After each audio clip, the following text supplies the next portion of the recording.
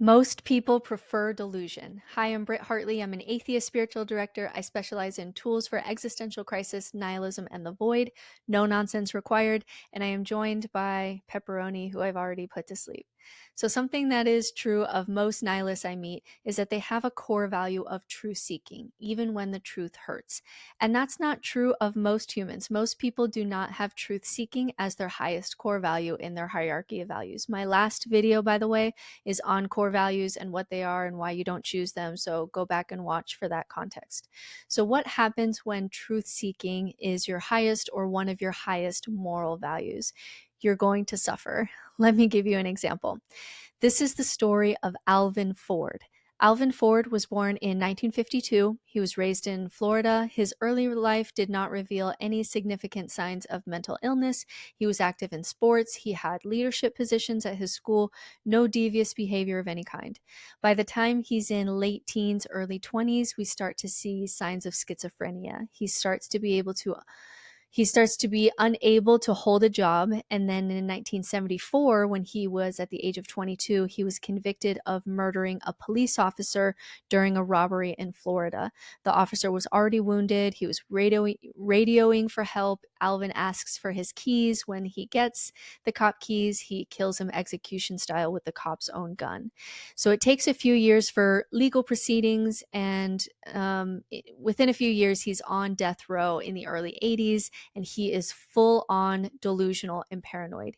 He believes that he is the Pope, therefore, he is not liable for his crimes. He believes he can control the mind of the governor and therefore be pardoned at any time according to his choosing. He believes that he is unable to be executed by the state. It's not going to happen to him.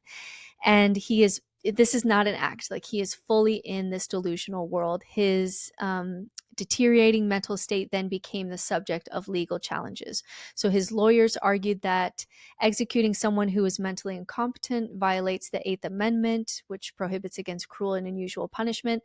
The case goes all the way up to the Supreme Court in Ford versus Wainwright in 1986. So to finish this side of the story, the Supreme Court rules that in his state of delusion, it actually is cruel and unusual punishment because he was not rationally capable of understanding his punishment. So he's removed from death row, never really gets any psychiatric care. He's kind of in legal limbo. He dies of natural causes in 1991 at the age of 39.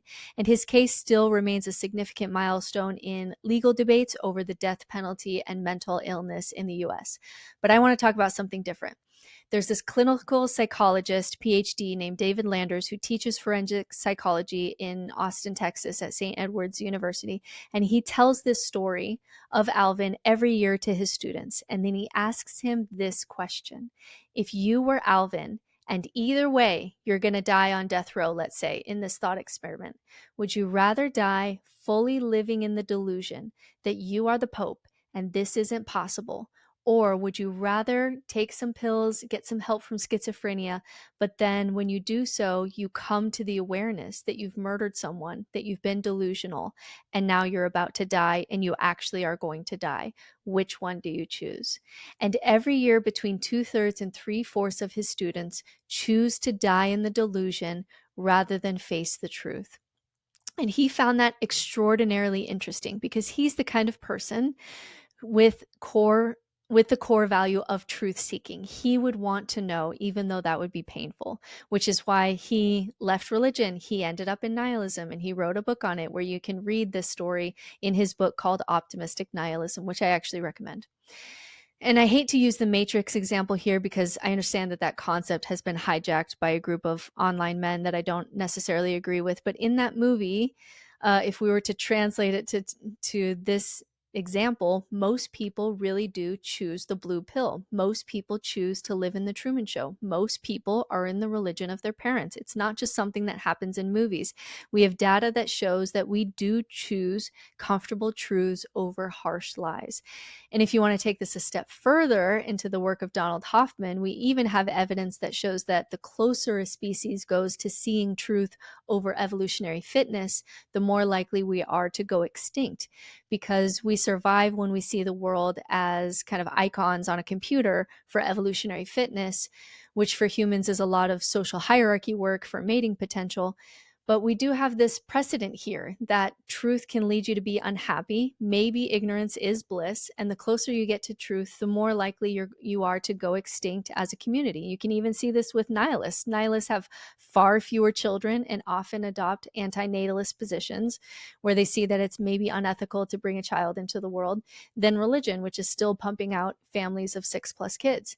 So while most people are driven by a whole set of other core values that we need in this world, where they maybe would choose to live in the delusion. For some reason, there's this subset of people that would prefer harsh truth, even truth that makes you suffer more than comfortable lies. And those are the kinds of people who end up in my office because they are nihilistic. They are in the void. They've deconstructed past what anyone in their life, including their therapist, can understand. And they are often suffering for what they know. I meet many people a day who tell me, I wish I didn't know. Those people in their delusion seem a lot happier than me. I'm not sure that this was worth the cost. So let's talk about that.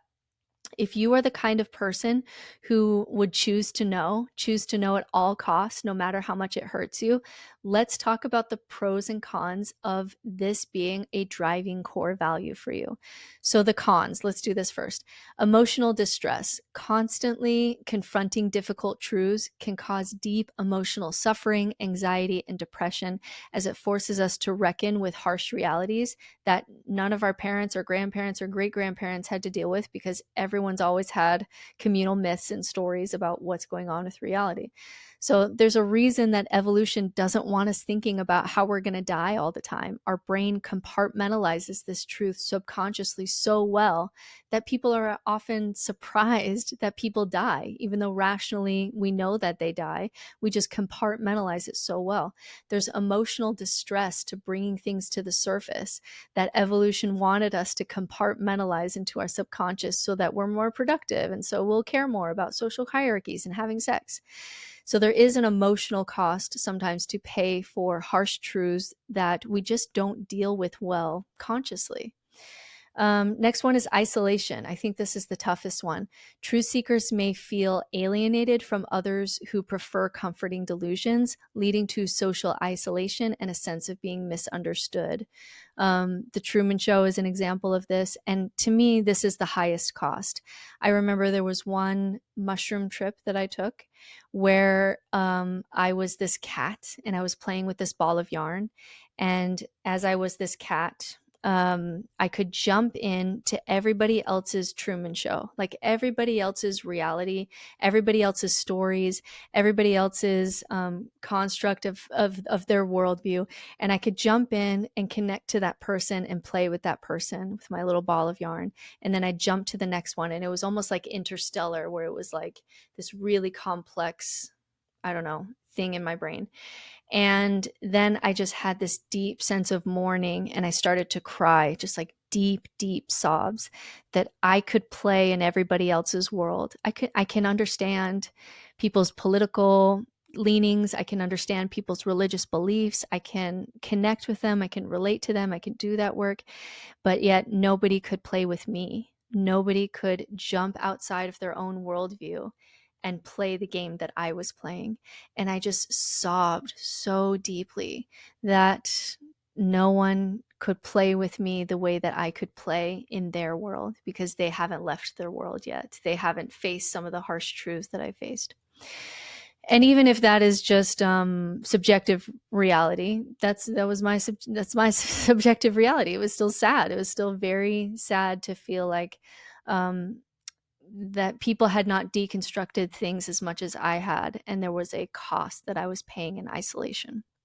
The next one is existential angst. So for some reason, for some, the pursuit of truth can lead to existential crisis or nihilism, where the realization of the lack of inherent meaning creates this void of purpose. So if you realize that everything's an illusion, social norms are all made up, we have no free will, evolution is driving this train, the self is just an illusion, one that you can dissipate, we're not interacting with ultimate reality, we can't see outside of our evolutionary lens, this can lead people into the void where it's very difficult to make decisions. And this is where just an average therapist just working with depression is not going to be able to help in a way that someone who is more understanding of kind of the philosophical concepts of the void may be able to be more helpful, because it's a depression that is much deeper than just I'm not getting enough sunshine or something like that. The loss of comfort. So rejecting comforting lies can often strip people away from any resilience that they had, where they can feel then very vulnerable. So I had a client just yesterday who felt like he had no emotional resilience because he used to have this story that when bad things happen, God had a plan for his life, or these little thoughts that maybe aren't true, but they gave him a sense of resilience, that it's going to be okay. That kid who was abused and murdered, he's with Jesus now. And that gave him some emotional resilience to the amount of suffering in the world.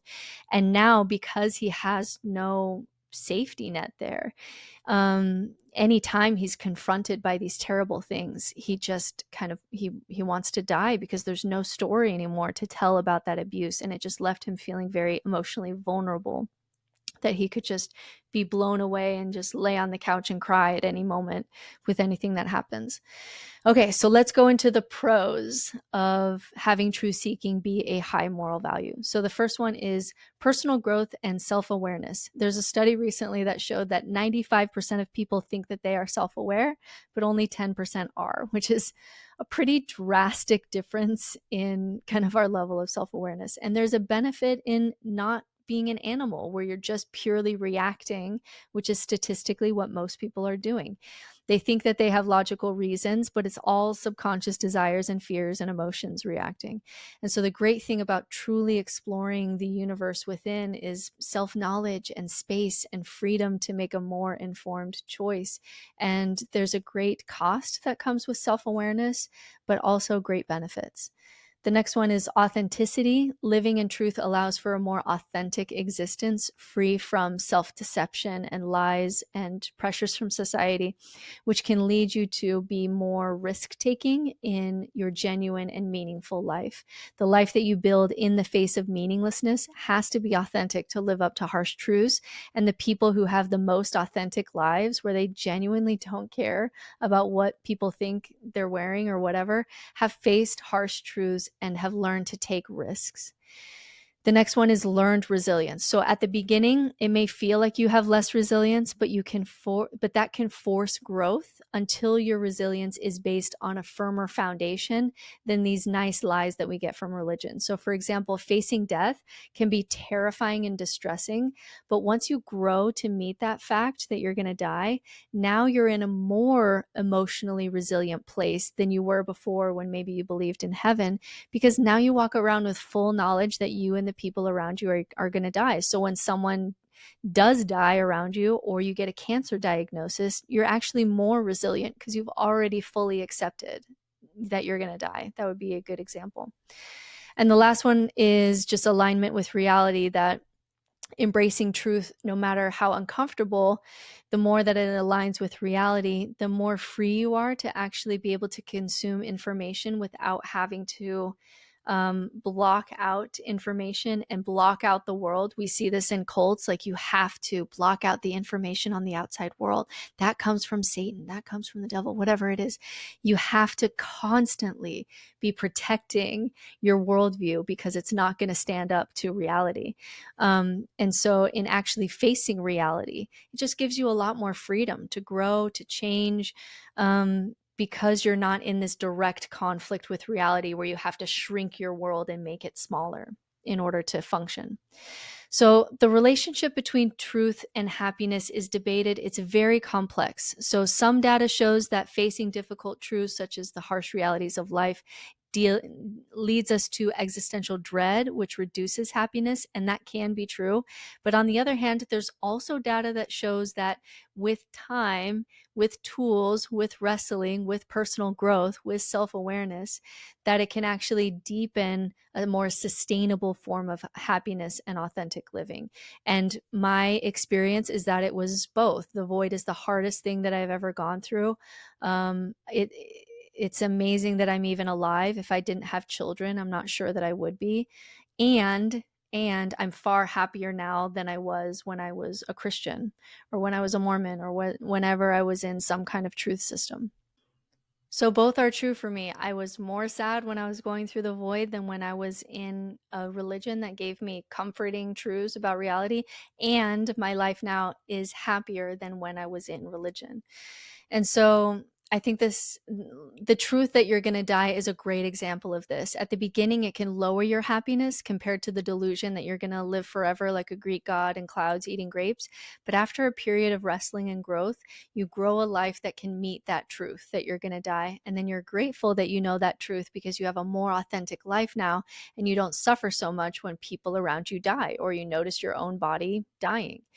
And so, how this helps, knowing that I have a core value for truth seeking because of my family dynamic, where it's a family of educators and debaters, my Mormon upbringing, which says that you should seek truth. I was good at reading when I was in elementary school, so I built up an identity of wanting to be a smart kid. All of these genes and experiences and dynamics gave me, for whatever reasons I didn't choose, a high core value of truth seeking. And it helps me to know that so that when I'm in situations where I'm paying a cost, I'm aware of what I'm walking into. So, for example, if you're at a dinner party and you want to blow your brains out, it helps me to contextualize. I am no better than anyone else because I didn't choose this core value, just like other people didn't choose their core values. And also, there are pros and cons to this core value and their core values. Right now, I'm experiencing a cost, but I'm more willing to pay that cost when I also consider, would I really trade, being bored at a dinner party for all the things that I learned? No, I'll pay that cost. I'll be bored. And rather than know what I know, would I rather be totally riveted by this boring ass dinner conversation? No. And so that contextualizes for me the suffering that can be caused when you choose harsh truths over helpful delusions. And then I can also be less judgmental of others and I feel less separation because I can appreciate that their core values have blessings and curses too. And I benefit from people having different core values than me. And hopefully, as I coach people who deconstruct from religion and face existential crisis, hopefully the world also benefits from my core value too, because there's never been a place that a client has gone when it comes to deconstructing reality that I haven't gone to, which then uniquely qualifies me to sit with others who are suffering an existential crisis in the way that others sat with me. And that gives me a lot of meaning and purpose in my life. And so what I hope for you who's watching this video is, if you feel isolated, if you feel like sometimes you wish you didn't know things, if you feel sad and disconnected from your family that doesn't understand you, if you long for Delulu land because you sought truth but didn't like what you found, I understand. And there are benefits too. It's a beautiful thing to be able to see many perspectives at once. It's a beautiful thing to be free of cults, or at least very low on the cult scale. It's a beautiful thing to not just be a reactionary, animal where we're just reacting, we're not able to watch it. It's a beautiful thing when you build a life that is so worth experiencing that you don't need delusion to keep yourself from unaliving. And hopefully that benefit cost analysis gives you some context when you're paying the cost, and it helps you feel less alone. It's beautiful to be able to play in so many other people's stories, even if they can't play in yours.